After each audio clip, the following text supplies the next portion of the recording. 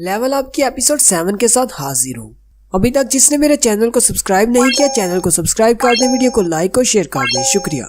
एक stone monster एक dungeon में से बाहर आ जाता है, जहाँ पर बहुत सारे हंटर्स उससे निपट रहे होते हैं, जिनमें 8 ई रैंक के हंटर्स होते हैं, जबकि एक ही डी रैंक का हंटर होता है और उनके पास 2 हीलर्स होते हैं, जिनमें से एक जूही होती है। जिनवू जूही की तरफ देखता है और कहता है, पूरा 1 हफ्ता हो चुका है हमें उस डंजन से बाहर निकले, लेकिन मुझे नहीं लगता कि अभी तक उस ड्रामा से बाहर निकली है, और ऐसा ही मेरे साथ भी है। लेकिन साथ ही जिनवू अपनी तलवार को ऊपर की तरफ उठाते हुए कहता है, नहीं, मेरे साथ ऐसा नहीं है, मुझे स्ट्रॉन्ग बनना है, मुझे अपने उस डर को पीछे छोड़ना होगा। जिनवू अपना स्टैंस लेते हुए कहता है, ये वाला बॉस अभी जिस डंजन में जिस बॉस से लड़कर आ रहा हूँ उससे 1 रैंक लोअर है, यानी उससे ज्यादा पावरफुल है। अगर मैं इसे डिस्ट्रॉय नहीं कर सकता तो कम से कम मैं इसके डिफेंसेस को वीक कर सकता हूँ। फिर जिनवू अपनी पूरी पावर को इस्तेमाल करते हुए अपनी टूटी हुई तलवार के टुकड़े को उस बड़े से पत्थर के बॉस मॉन्स्टर की तरफ फेंकता है। जिनवू की तलवार उड़ती हुई इस बॉस मॉन्स्टर की तरफ जा रही होती है। उसी वक्त उस बॉस मॉन्स्टर के साथ फाइट करते हुए हंटर्स का सीन दिखाते हैं। वो हंटर्स कह रहे होते हैं, अगर ऐसे ही चलता रहा तो हम सब लोग यहीं पर मारे जाएंगे, अगर कोई हाई रैंक का हंटर यहाँ पर नहीं आया। जबकि डी रैंक वाला टैंक भी उसको भी ब्लॉक करके खड़ा होता है। जूही उसे पीछे से हील कर रही होती है और उसे कहती है, अब तुम क्या करना चाहते हो, हमारा हीलिंग मैजिक भी खत्म होने वाला है। और उसी वक्त जिनवू की तलवार आकर उसके मुंह पर लगती है, जिससे वो स्टोन मॉन्स्टर टूटना शुरू हो जाता है। वो सारे कहते हैं, हमें लगता है कि हमारा अटैक काम कर रहा है, बस हमें थोड़ा सा और जोर लगाना है और ये मॉन्स्टर बिल्कुल खत्म हो जाएगा। और देखते ही देखते वो पत्थर का मॉन्स्टर नीचे गिर जाता है और टुकड़े टुकड़े हो जाता है। वो सारे हंटर्स हुश हो जाते हैं और कहते हैं, हमने इसको हरा दिया। डी रैंक वाला हंटर कहता है,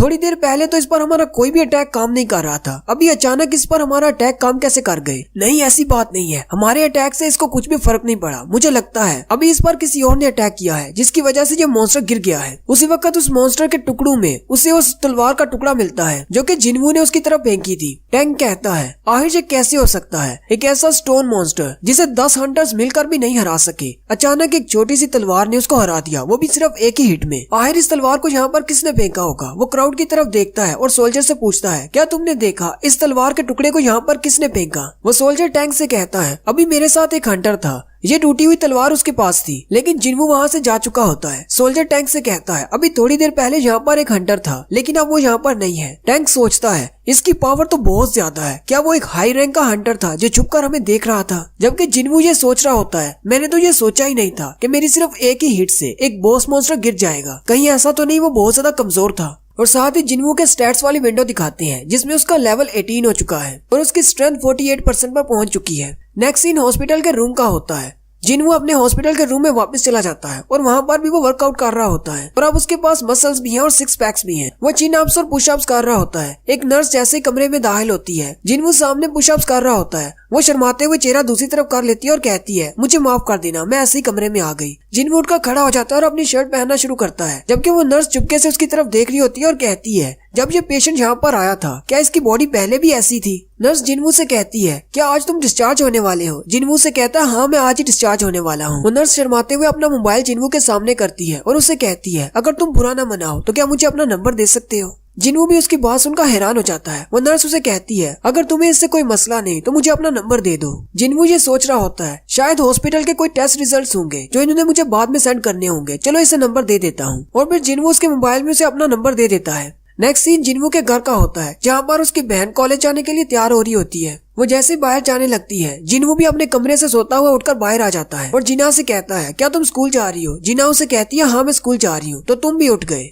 जिनवू से कहता है, हाँ, मैं तो सुबह से ही उठा हुआ हूँ, थोड़ी देर एक्सरसाइज कर रहा था। रास्ते में जाते हुए आती हुई कारों का ध्यान रखना, किसी गाड़ी के नीचे मत आ जाना। जिना भी उसकी बॉडी देखकर हैरान हो जाती है और कहती है, क्या तुम एक्सरसाइज कर रही हो? जिनवू से कहता है, हाँ, मैं थोड़ी बहुत एक्सरसाइज कर रहा हूँ। जिना उसके सामने खड़ी हो जाती है और उसे कहती है, तुम्हारा तो साइज भी पहले से काफी ज्यादा बढ़ गया है, मुझे नहीं पता था कि लड़कों का कद 20 साल की उम्र के बाद भी बढ़ता है। जिनवू उसे कहता है, तुम ये किस तरह की अजीब सी बातें कर रही हो, अब बस करो, अब चुपचाप स्कूल जाओ और साथ में अम्ब्रेला लेती जाना। जिना उसे कहती है, लेकिन आज तो बारिश नहीं होने वाली और वैसे भी ये अम्ब्रेला बहुत ज्यादा भारी है। जिनवू उसके बैग में रखते हुए उसे कहता है, ये एक फोल्डिंग अम्ब्रेला है, इतना भी भारी नहीं, इसे अपने साथ ही रखो। वो अम्ब्रेला को उसके बैग में रख देता है और उसे बाय बोलते हुए स्कूल भेज देता है। फिर वो अपनी डेली क्वेस्ट की विंडो की तरफ देखता है तो उसकी डेली की क्वेस्ट में सिर्फ 10 किलोमीटर की दौड़ रह जाती है। जिनवू कहता है, इस रनिंग को मैं थोड़ी देर बाद पूरा कर लूंगा।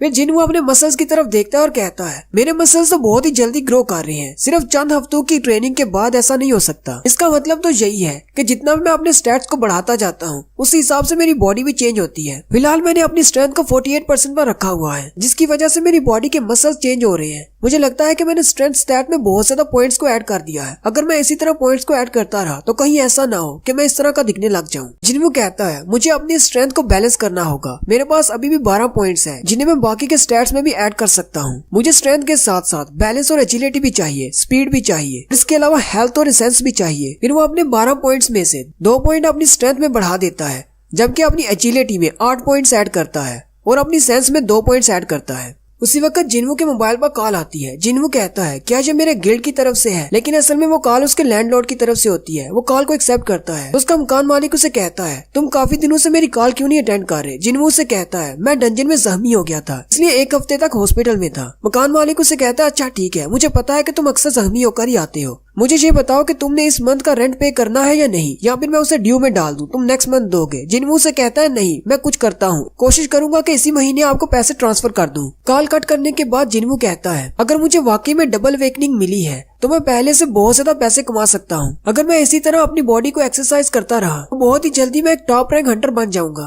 क्योंकि हंटर्स मॉन्स्टर्स को मारते हैं और पैसा कमाते हैं। जितना आपका रैंक हाई होगा उतना ज्यादा आपके पास एक्सपीरियंस और पावर होगा और आप उतनी ही ज्यादा पावरफुल मॉन्स्टर्स को मार सकेंगे और उनके अंदर से उतनी ही ज्यादा पावरफुल मैजिकल कोर निकलेगी जो नॉर्मल से ज्यादा महंगी बिकती है और इससे आप ज्यादा पैसे कमा सकते हैं। लेकिन एक हाई रैंक के मॉन्स्टर को हराने के लिए हमें एक हाई रैंक की डंजन में दाखिल होना होगा। इसीलिए लो रैंक की डंजन जैसे कि ई रैंक और डी रैंक की डंजन होती है, वहाँ पर कंपटीशन बहुत ज्यादा होता है, क्योंकि टॉप रैंक के हंटर्स बहुत ज्यादा कम है, लेकिन ई रैंक और डी रैंक के हंटर्स बहुत ज्यादा हैं। और हम जैसे ई रैंक के हंटर्स को तो कोई भी गिल्ड अपने गिल्ड में नहीं लेता, और अगर कोई अपने गिल्ड में ले भी लेता है तो उनके पास जॉब नहीं होती हमारे लाइक। लेकिन अब जबकि मुझे डबल वेकनिंग मिल गई है तो क्या दुनिया को मुझे बताना चाहिए कि मैं भी एक ई रैंक का हंटर नहीं हूँ, बल्कि मैं एक स्ट्रॉन्ग हंटर हूँ। लेकिन अगर मैंने ऐसा किया और मैं दूसरी हाई रैंक की डंजन्स में जाना शुरू कर देता हूँ तो बाकी सारे लोगों को पता चल जाएगा कि मेरे पास डबल वेकनिंग है, और लोगों को तो इस तरह की बातें करने की आदत है, वो इस बात का पतंगड़ बना देंगे। हालांकि मैं ऐसा करने से अच्छे पैसे कमा सकता हूँ और बहुत ही जल्दी फेमस भी हो सकता हूँ, लेकिन कुछ बुरी नजरें मेरे पर हमेशा लगी रहेंगी। लोग मेरे बारे में कहेंगे कि एक ऐसा हंटर है जिसे एक्सपीरियंस मिलता है और उसके पास कुछ गेम वाला सिस्टम है जिससे वो मॉन्स्टर्स को मारकर लेवल अप हो सकता है। मैं ऐसा भी नहीं होने दे सकता। मुझे अपनी डबल वेकनिंग को छुपा कर रखना होगा। जिनवू अपना मोबाइल निकालता है और कहता है मुझे पहले थोड़े से पैसे कमाने होंगे, क्यों ना मैं पहले जाकर किसी अटैक फोर्स को ज्वाइन कर लूं। वो ऑनलाइन अप्लाई करता है और एक अटैक फोर्स में सिलेक्ट हो जाता है।